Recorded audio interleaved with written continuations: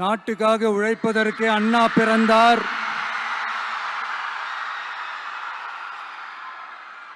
பொது நலத்தில் தானே நாள் முழுக்க கண்ணா இருந்தார் அப்படின்ட்டு எம்ஜிஆர் அவர்கள் ஒரு பாட்டு ஒன்று பாடியிருக்கிறாங்க, கேட்டிருப்பீங்க. அப்படிப்பட்ட நம்ம காஞ்சி தலைவர் அறிஞர் அண்ணா அவர்கள் பிறந்த மாவட்டம் தான் இந்த காஞ்சிபுரம் மாவட்டம்.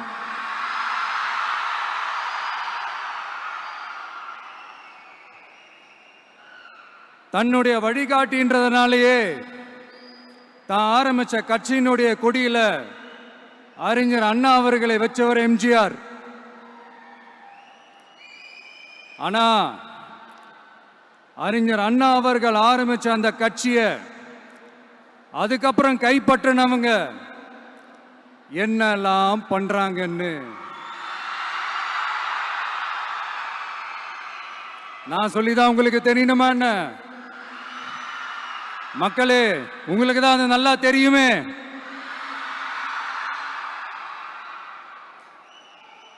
தனிப்பட்ட முறையில் எங்களுக்கும் அவங்களுக்கும் எந்த பிரச்சனையும் கிடையாதுங்க.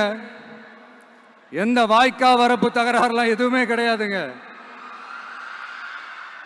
அப்படியே இருந்தாலும் அது நம்ம கண்டுக்கவே போறது இல்லைங்க. தனிப்பட்ட முறையில் அவங்களுக்கு வேணா நம்ம மேல வன்மத்தோட இருக்கலாங்க.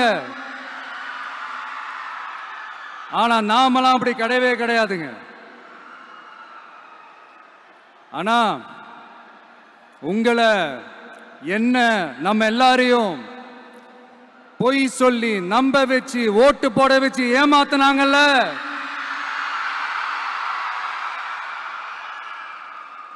அப்படி ஏமாத்தி ஆட்சிக்கு வந்து நல்லது செய்யற மாதிரி நடிக்கிறாங்கல்ல, நாடகம் ஆடுறாங்கல்ல, அவங்கள எப்படி நம்ம கேள்வி கேட்காம இருக்க முடியும்? அதனால அவங்கள நம்ம கேள்வி கேட்காம விட போறதே இல்லை. இதையே நான் காஞ்சிபுரம் மாவட்டத்தில் இருந்து நான் சொல்றேன்னா, தெரிஞ்சோ தெரியாமலோ இந்த மாவட்டத்துக்கும் நமக்கும் ஆட்டோமேட்டிக்காவே ஒரு கனெக்ஷன் ஒன்று ஏற்படுதுங்க.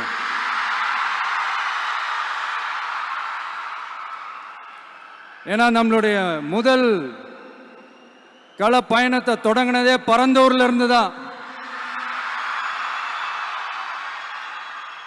பரந்தூருக்கு போய் அந்த மண்ணில் நின்று அந்த மக்களுக்காக கேள்வி கேட்டதும் இதே அண்ணா அவர்கள் பிறந்த காஞ்சிபுரம் மாவட்டம் தான். இன்னைக்கு ஒரு பெரிய மனவேதனைக்கு அப்புறம் இந்த மக்கள் சந்திப்பு நிகழ்ச்சிக்கு வந்திருக்கிறதும் அதே அண்ணா அவர்கள் பிறந்த காஞ்சிபுரம் மாவட்டம் தான்.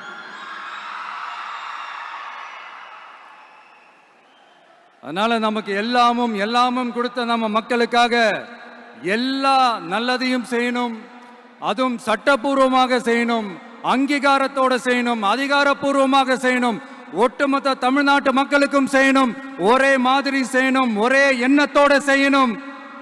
அந்த ஒரே லட்சியத்தோட தான் நாம் அரசியலுக்கே வந்திருக்கிறோம்.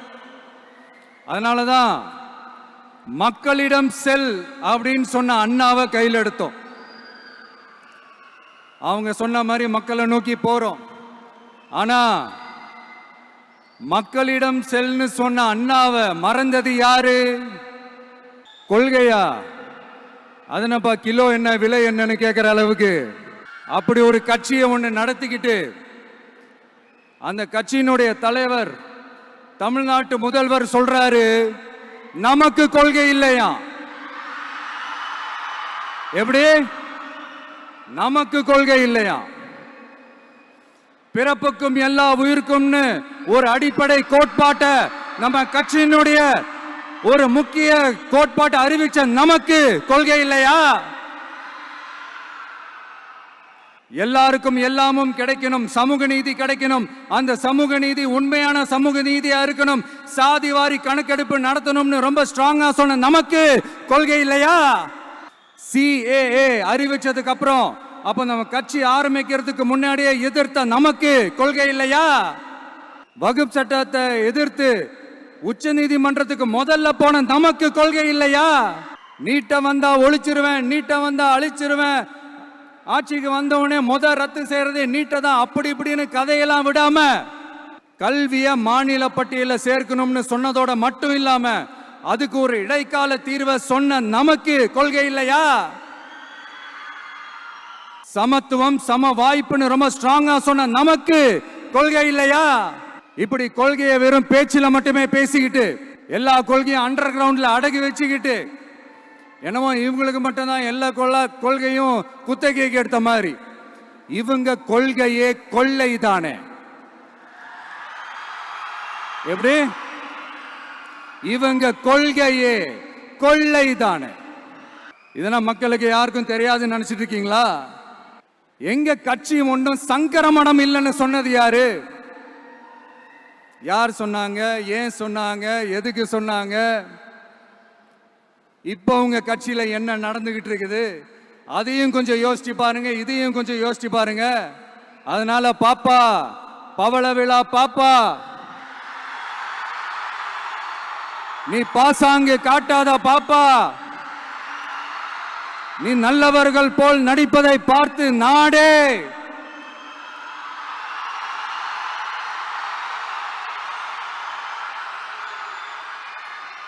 பாப்பான்னு சொன்னோம். அப்ப கூட பாத்தீங்கன்னா பாப்பான்றது ரொம்ப ஆசையா பாசமா சாஃப்டா தான் சொன்னோம். அதையே நீங்க அதிர்ச்சியா எடுத்துக்கிட்டீங்கன்னா அதுக்கு நாங்க என்ன பண்றது? அதே நீங்க விமர்சனம்னு சொன்னீங்கன்னா நாங்க என்ன பண்றது? இன்னும் நாங்க விமர்சனம் செய்ய ஸ்டார்ட் பண்ணவே இல்லையே, இன்னும் நாங்க அடிக்க ஸ்டார்ட் பண்ணவே இல்லையே, அதுக்குள்ள அலர்னா எப்படி? அதனால உங்க அரசவை புலவர்கள் யாராவது இருந்தாங்கன்னா கர்ச்சீஃப் எடுத்து அவங்க கண்ணீரை துடைத்து விடுங்கள். சரி, அது அவங்க பிரச்சனை, அவங்க பார்த்துக்கிட்டோம். நமக்கு எப்பவுமே மக்கள் தாங்க, மக்களுடைய பிரச்சனையை பத்தி பேசுறது தான். இன்னைக்கு நம்ம காஞ்சிபுரம் மாவட்டத்துக்கு வந்திருக்கிறோம். இங்க மக்கள் ஃபேஸ் பண்ற அந்த பிரச்சனையை பத்தி நம்ம பேசி ஆகணும். இந்த காஞ்சி மண்ணை வாழ வைக்கிற ஜீவ நதி பாலாறு,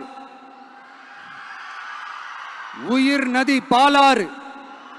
இந்த மக்களோட உயிரோடவும் ரத்தத்தோடும் கலந்து ஓடுவது பாலாறு. அந்த பாலாறை இன்னைக்கு பெரியார் பெயரையும் அண்ணா பெயரையும் சும்மா பேருக்கு வச்சுக்கிட்டு ஆட்சி நடத்துறவங்க என்ன பண்றாங்க தெரியும்ல? சுரண்டிட்டாங்க, கொள்ளையடிச்சிட்டாங்க, நாசம் பண்ணிட்டாங்க, மோசம் பண்ணிட்டாங்கன்னு இன்னும் என்ன வேணாலும் சொல்லலாம். ஆக மொத்தம் அழிச்சிட்டாங்க. இதை நான் ஏதோ போற போக்கில் ஏதோ அடிச்சு விடலங்க, ஆதாரத்தோட தான் சொல்றேன். அனுமதிக்கப்பட்ட அந்த லெவலை தாண்டி 22,70,000 யூனிட் மணலை கொள்ளையடிச்சிருக்கிறாங்க. ஆக மொத்தம் இதுல அவங்க அடிச்ச கொள்ளை எவ்வளவு தெரியுமா? ரொம்பலாம் இல்ல, கம்மி தான். 4,730 கோடி. கம்மி தான் இல்ல? இதுக்கெல்லாம் அவங்க ஆதாரம்லாம் கேட்க முடியாது. ஏன்னா இந்த ஆதாரம்லாம் ஆல்ரெடி கோர்ட்ல இருக்குது, அமலாக்கத்துறை டிபார்ட்மெண்ட்ல இருக்குது. அந்த டிபார்ட்மெண்ட்ல வேலை செஞ்ச சில நல்லவர்கள் அவங்க அடிச்ச அந்த கொள்ளையெல்லாம் தாங்க முடியாம வெளியில சொன்ன அந்த ஆதாரங்கள், இதெல்லாம் சம்பந்தப்பட்டவங்களுக்கு இன்னும் நல்லாவே தெரியும். அதனால இது சம்பந்தமா ஆதாரங்களை கொடுலாம் அவங்க கேட்க முடியாது. மணலை கொள்ளையடிச்சா நீர்நிலைகள் அழியும், ஏரி குளம் கண்மாய் எல்லாம் அழியும். இதெல்லாம் அழிஞ்சா விவசாயம் அழியும், விவசாயம் அழிஞ்சு போனா விவசாயிகள் அழிஞ்சிருவாங்க. ஆக மொத்தம் நாம எல்லாரும் மொத்தமா அழிஞ்சு போக வேண்டியதுதான். இப்படி மேல இருந்து கீழே வரைக்கும் ஒரு கட்சியை சிண்டிகேட் போட்டு கொள்ளையடிக்கிறத கேள்விப்பட்டிருக்கிறீங்களா மக்களே? இதே காஞ்சிபுரத்தோட உலக பெருமை நம்ம பட்டும் கைத்தறி துணியும் அதை தயாரிச்சு கொடுக்கிற கைத்தறி நெசவாளர்களும் தான். காஞ்சிபுரம் பட்டுன்னு சொன்னா உலகத்துக்கே தெரியும். ஆனா அதை தயாரிச்சு கொடுக்கிற நெசவாளர்கள் நிலை என்ன தெரியுமா? வறுமை, துன்பம், கந்துவட்டி கொடுமை. பட்டு கைத்தறிக்கு கூட்டுறவு சங்கங்கள் இருக்கு, பருத்தி கைத்தறிக்கும் கூட்டுறவு சங்கங்கள் இருக்கு. சுமார் 40,000 பேர் அதில் உறுப்பினர்களா இருக்கிறாங்க.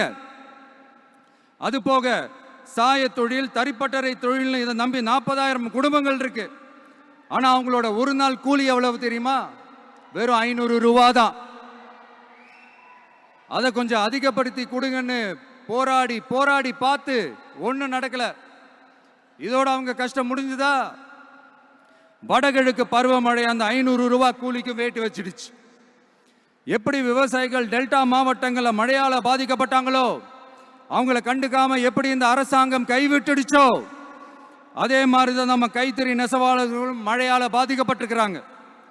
அடுத்து இந்த காஞ்சிபுரம் மாவட்டத்தோட பஸ் ஸ்டாண்டு 60 வருஷத்துக்கு முன்னாடி கட்டினதான். அண்ணா அவர்கள் ஆட்சிக்கு வந்தப்போ கட்டியிருப்பாங்க போல. அது இன்னும் புதுப்பிக்க கூட முடியாம கேட்டா என்ன சொல்லுவாங்க, அந்த லேண்டு வந்து கேஸ்ல இருக்குது. இல்ல நான் கேட்கிறேன், ஒரு கவர்மெண்ட்னால வேற ஒரு நல்ல இடத்தை தேர்வு செஞ்சு ஒரு பஸ் ஸ்டாண்ட் கட்டி தர முடியாதா?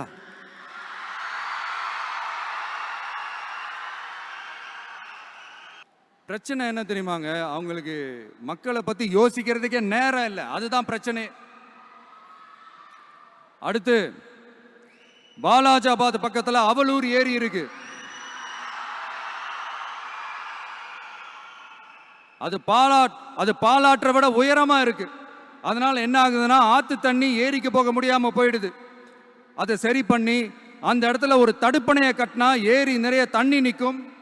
அப்படி நின்னா அவலூர் மட்டும் இல்ல, ஆசூர் உட்பட இன்னும் எத்தனை கிராமங்கள், எத்தனை ஆயிரம் ஏக்கர் விவசாயம் நல்லா நடக்கும். இதுக்கு இன்னும் எத்தனை வருஷம் மக்கள் கோரிக்கை கொடுக்கணும், மக்கள் போராடணும். இந்த பிரச்சனையெல்லாம் இருக்கிற அதே காஞ்சிபுரம் மாவட்டத்தில் தான் பரந்தூர் ஏர்போர்ட் கட்டுற பிரச்சனையும் இருக்குது. அந்த பிரச்சனையில கண்டிப்பா நாங்க விவசாயிகள் பக்கம் தான் நிற்போம். அதுல எந்த மாற்று கருத்துமே கிடையாது. இந்த கவர்மெண்ட் பரந்தூர் விவகாரத்தில் எங்களுக்கோ இல்ல விவசாயிகளுக்கோ எந்த விதமான காரணங்கள் சொல்லி எஸ்கேப் ஆகவே முடியாது. இப்படி மக்களுக்காக மக்களோட பிரச்சனைகளை எடுத்து பேசுறதுனால இப்போ ஆட்சியில் இருக்கிறவங்களுக்கு நம்ம மேல ஒரு ஆத்திரம் வரத்தானே செய்யும். அதனால தான் நீங்க பாத்தீங்கன்னா சட்டசபையில் ஆரம்பிச்சு ஒரு சாதாரண நிகழ்ச்சி வரைக்கும் எல்லா மேடையிலையும் மேடைக்கு மேடை டிவிக்கே தான். டிவிக்கே அவதூறு, அவதூறு டிவிக்கே, டிவிக்கே அவதூறு, அவதூறு டிவிக்கே. இதுக்கெல்லாம் கண்டிப்பா நாங்க பதில் சொல்லுவோம், சொல்லாமலாம் இருக்க மாட்டோம். இப்ப கூட கரூரை பத்தி பேசுவேன்னு எதிர்பார்த்திருப்பாங்க. அதை நான் கொஞ்சம் அப்புறமா பேசுறேன். பட் இப்போ நம்மளுடைய விஷன் என்னன்னு சொல்லணும்னு நான் கொஞ்சம் ஆசைப்படுறேன். நம்ம ஆட்சிக்கு வந்தா, அது என்ன வந்தா,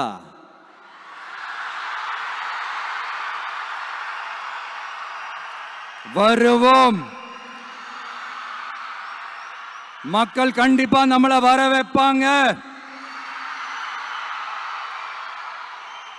மக்களுக்கான ஆட்சியை மக்களே விரும்பி வர வைக்கத்தானே செய்வாங்க. அப்படி மக்களால் அமைக்கப்பட போற நம்ம ஆட்சியில நம்ம என்ன செய்ய போறோம்ன்றது அதுக்கான அந்த தேர்தல் அறிக்கையில அதுக்கான விளக்கத்தை டெஃபினட்டா கொடுப்போம். பட் அதுக்கு முன்னாடி ஒரு சின்னதா லைட்டா நான் கொஞ்சம் அதை சொல்லணும்னு ஆசைப்படுறேன். எல்லாருக்கும் நிரந்தரமான வீடு இருக்கணும்.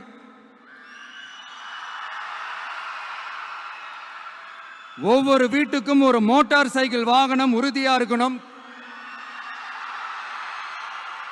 காரும் தான் லட்சியம். அதுக்கான வசதி வாய்ப்பை உருவாக்குற அளவுக்கு பொருளாதார வளர்ச்சிக்கு வழியை உண்டாக்கணும். ஒவ்வொரு வீட்டில் இருக்கிற ஒவ்வொருத்தரும் மினிமம் டிகிரி படிச்சிருக்கணும்.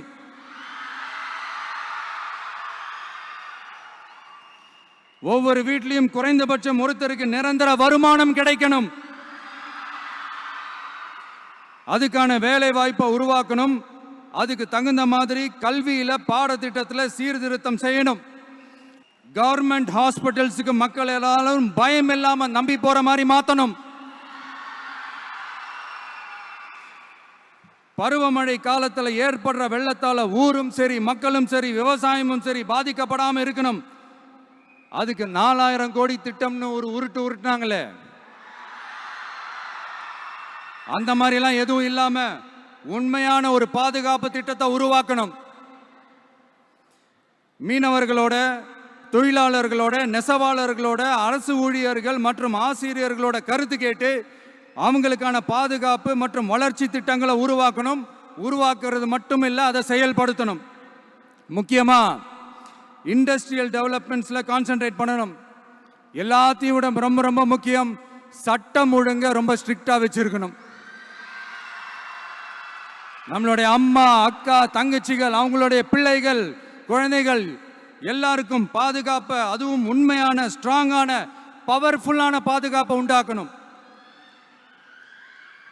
அண்ணா யூனிவர்சிட்டியில நடந்த அந்த பெண்ணுக்கு நடந்த அந்த பிரச்சனை மாதிரியோ, இல்ல கோவையில் நடந்த அந்த கல்லூரி பெண்ணுக்கு நடந்த பிரச்சனை மாதிரியோ அதெல்லாம் நடக்க விடவே கூடாது. நம்ம வீட்டு பெண்கள் ஸ்ட்ராங்கா, பயமே இல்லாம தைரியமா இருக்கணும்.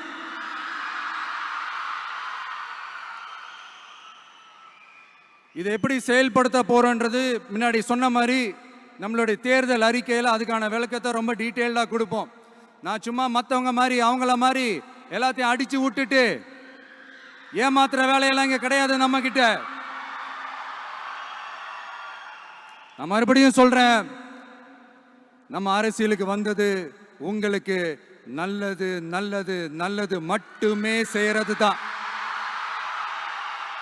எங்களுக்கு வேற எந்த அஜெண்டாவும் கிடையாது. அதனாலதான் பாத்தீங்கன்னா கொள்கை எதிரி யாரு, அரசியல் எதிரி யாருன்னு திட்டவட்டமா சொல்லிட்டு அது வெளியே சொல்லிட்டு களத்துக்கு வந்திருக்கிறோம்.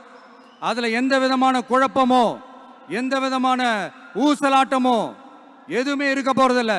இந்த விஜய் சும்மா எதையும் சொல்ல மாட்டான். ஒன்னு சொன்னா அதை செய்யாம விட மாட்டான். அது மக்களுக்கு நல்லாவே தெரியும். அப்புறம் ஒரு அதிசயம், அதிசயம் சொல்ல முடியாது, இது ஒரு கண்டுபிடிக்க முடியாத ஒரு உண்மைன்னு சொல்லலாம். அது என்னப்பா, அது தற்குறியா?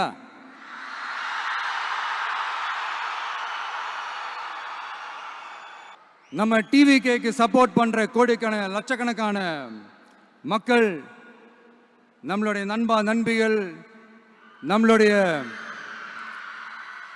ஜென்சி கிட்ஸ் எல்லாரையும் தற்குறிகள்னு சொல்லி வாங்கி கட்டிக்கிட்டு இப்போ அவங்களாம் தற்குறி எல்லாம் கிடையாது, அப்படியெல்லாம் அவங்கள கூப்பிடாதீங்க, அவங்க சங்கிகள்லாம் கிடையாது, அப்படியெல்லாம் அவங்கள கூப்பிடாதீங்கன்னு சொல்லி ஒரு குரல். யாருடா அந்த குரல் அப்படின்னு பார்த்தா, இப்ப ரீசெண்டா அறிவு திருவிழான்னு ஒண்ணு நடத்தினாங்கல்ல, சாரி அவதூறு திருவிழா.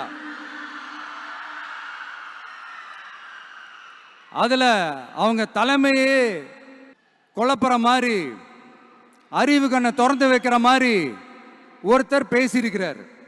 அவர் யாருன்னா அது அவங்களோட எம்எல்ஏவே. அந்த எம்எல்ஏ யாருன்னா நம்மளுடைய கொள்கை தலைவர்கள் ஒருத்தரான மக்கள் சேவகர் அஞ்சலை அம்மாளோட சொந்தக்காரர். என்னடா இது இப்படி ஆகி போச்சு, டிவிகேக்கு சப்போர்ட் பண்ற மாதிரி நம்ம கட்சியிலேருந்தே ஒரு குரல் வருதுன்னு சொல்லி தலைமையில் ஃபுல்லா கன்ஃபியூஷன். அந்த கன்ஃபியூஷன் இதோட நிக்காது, அந்த ஆதரவு குரல், அந்த ஆதரவு குரல் ஒரு வீடு விடாம, ஒரு இடம் விடாம எல்லா இடத்துலையும் எல்லா வீட்லையும் இன்னும் பலமா எதிரொலிக்குதான் இல்லையான்னு பாருங்க. சும்மா பிளாஸ்ட் தான்.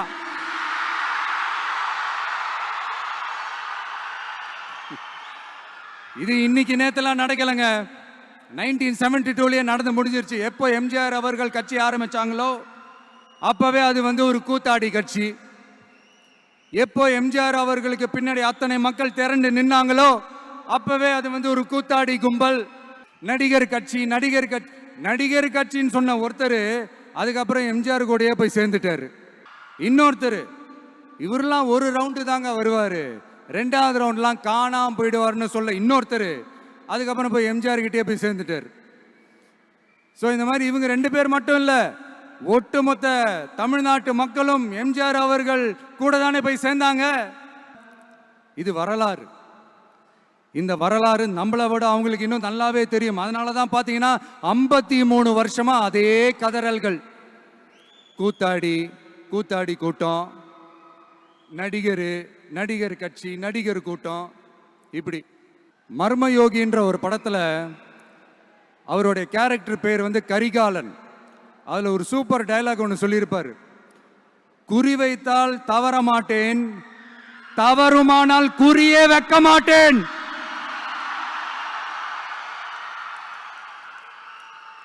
இதெல்லாம் யாருக்கு சொல்றோம், எதுக்கு சொல்றோம்னு புரிய வேண்டியவங்களுக்கு புரிஞ்சா நல்லா இருக்கும். ஏண்டா இந்த விஜய தொட்டோம்,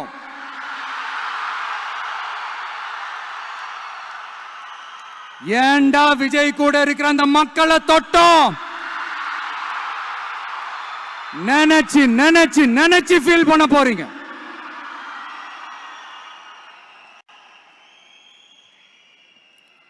அப்புறம் நமக்கு இந்த அரசியல் புரிதல்லாம் இல்லை, அது இல்லை, இது இல்லை. அப்புறம் நான் கேட்குறேன், மக்கள் எல்லாரும் உங்களுக்கு தற்குறிகளா? அதே மக்களோட ஓட்டு வாங்க போற நாம தற்குறிகள்னா, அப்ப இவ்வளவு நாள் அதே மக்கள் கிட்ட இருந்தானே நீங்க ஓட்டு வாங்கிட்டு இருந்தீங்க. அப்ப நீங்க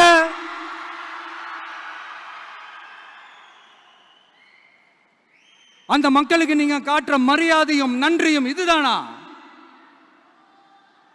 ஒண்ணு மட்டும் சொல்றேன், எழுதி வச்சுக்கோங்க. இந்த தற்குறின்னு சொல்றீங்கல்ல, இந்த தற்குறிகள்லாம் ஒன்னா சேர்ந்துதான் வாழ்நாள் பூரா விடையை கண்டுபிடிக்காத முடியாத அளவுக்கு உங்க அரசியலே ஒரு கேள்விக்குறியாக்க போறாங்க.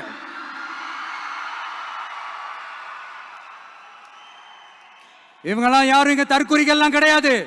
இவங்க எல்லாரும் தமிழ்நாட்டு அரசியலோட ஆச்சரியக்குறி.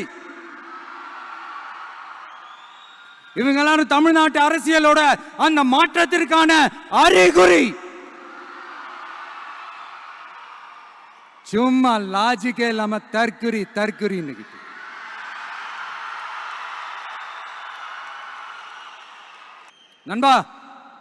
நண்பி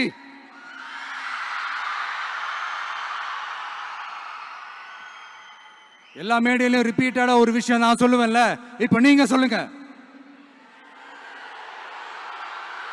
ஒன்னு, இன்னொன்னு, ரிப்பீட். ஒன்னு, இன்னொன்னு. இந்த போட்டி எப்படி இருக்க போகுதுன்னா, மக்களோட மக்களா நிக்கிற நமக்காக மக்களே டிசைட் பண்ணி போறாங்க. My dear sir, my dear uncle,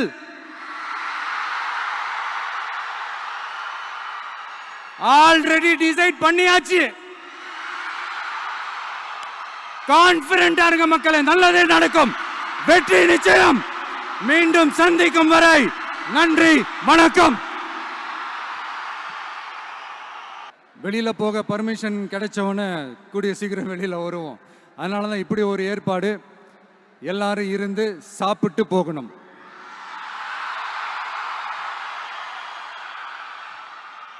நன்றி, வணக்கம். சொல்ல மறந்துட்டேன், என் நெஞ்சில் குடியிருக்கும்